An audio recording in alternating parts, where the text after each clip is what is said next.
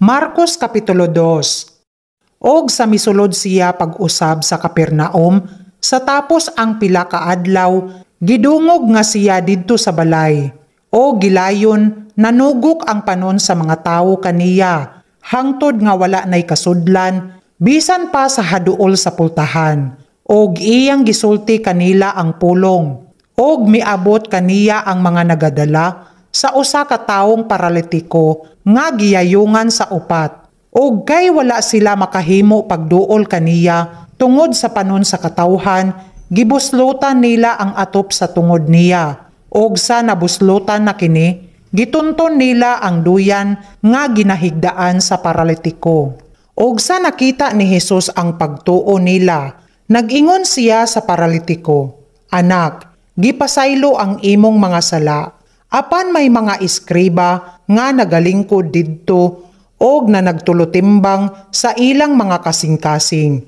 Kay ngano ba nga kining tawhana nagasulti sa ingon? Siya nagpasipala. Kinsa ba ang arang makapasaylo sa mga sala kundili usa lamang ang Dios? Og gilayon sa hingbaluan ni Jesus sa iyang espiritu nga nagatulutimbang sila sa ingon sa sulod sa ilang kaugalingon. Siya miingon kanila, "Nganong nagatulutimbang kamo niining mga butanga sa inyong mga kasing-kasing? Hain man ang labi pang masayon."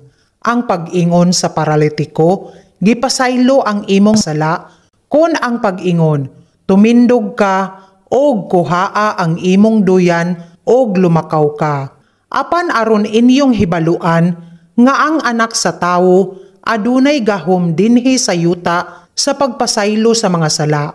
Miingon sa paralitiko, "Nagaingon ako kanimo, tumindog ka, kuhaa ang imong duyan, og umadto ka sa imong balay." Og mitindog siya, og diha-diha gidala ang duyan, og mipahawa sa atubangan nilang tanan, sa pagkaagi nga silang tanan nang hitingala, og naghimaya sa Dios nga nagaingon, "Wala pagayod kita makakita sa ingon niini." Og si Jesus miadto pag-usab sa baybayon, og ang tanang panon sa katawhan nangadto kaniya, og iyang gipanudloan sila. Og sa iyang pag-agi nakita niya si Levi, anak ni Alfeo, nga nagalingkod sa buhisanan. Og miingon siya, "Numunot ka kanako." Og sa pagtindog niya, minunot kaniya. Og nahitabo nga naglingkod siya sa lamesa sa balay ni ini. Og daghang mga maniningil sa buhis og mga makasasala ang nanaglingkod uban ni Jesus. Og sa iyang mga tinun-an, kay daghan sila og na nagsunod kaniya.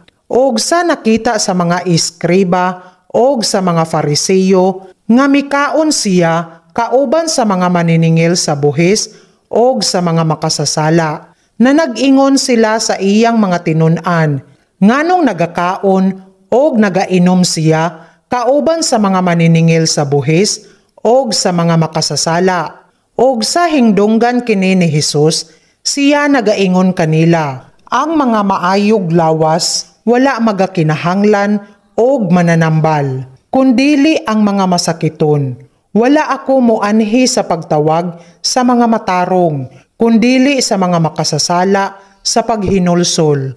Og nagapuasa ang mga tinun-an ni Juan og ang mga Fariseyo, og miduol sila kang Jesus, og nag-ingon kaniya, "Nganong nagapuasa ang mga tinun-an ni Juan og ang sa mga Fariseyo, apan ang imong mga tinun-an wala magapuasa?" Og si Jesus miingon kanila, "Makahimo ba sa pagpuasa ang mga manguyog sa kasal, samtang ang pamanhunon anaa pa uban kanila? Samtang anaa pa uban kanila ang pamanhunon, dili sila makahimo sa pagpuasa. Apan moabot ang adlaw nga pagakuhaon gikan kanila ang pamanhunon. Og unya magapuasa sila ni adtong adlawa. Walay bisan kinsa nga nagatahi og usa ka tapak nga bag-o sa usa ka panapton nga daan. Kay ang tapak nga bag-o magabingkas sa daan, og magalabi pa hinuon kadautan ang gisi, og walay bisan kinsa nga nagasulod og vino nga bag-o sa mga sudlanang panit nga daan. Kay ang bag-o nga vino makapabuto sa mga panit, og ang vino mahayabo, og ang panit magisi, og ang bag-ong vino kinahanglan igasulod sa mga panit nga bag-o. Og nahatabo nga sa adlaw nga igpapahulay, miagi siya sa mga katriguhan, og ang iyang mga tinun-an. Sa nagalakaw sila, misugod sa pagpangutlo og mga uhay. Og nagaingon kaniya ang mga Fariseyo, "Tan-awa, ngano nga sa adlaw nga igpapahulay, nagabuhat sila sa dili uyon sa kasuguan." Og siya miingon kanila, "Wala ba gayud ninyo hibasahi ang gibuhat ni David sa nagkinahanglan siya og sa gigutom siya og ang iyang mga kauban? Naunsa nga misulod siya sa balay sa Dios sa panahon ni Abiatar ang labawng saserdote og mikaon sa mga tinapay nga gibutang sa atubangan sa Dios nga wala itugot sa kasuguan kanila ang pagkaon, kundili sa mga saserdote lamang, o gihatagan usab niya ang iyang mga kauban." Og siya nag-ingon kanila, "Ang adlaw nga igpapahulay, gibuhat alang sa tawo, dili ang tawo alang sa adlaw nga igpapahulay. Busa, ang anak sa tawo, mao ang Ginoo, bisan sa adlaw nga igpapahulay."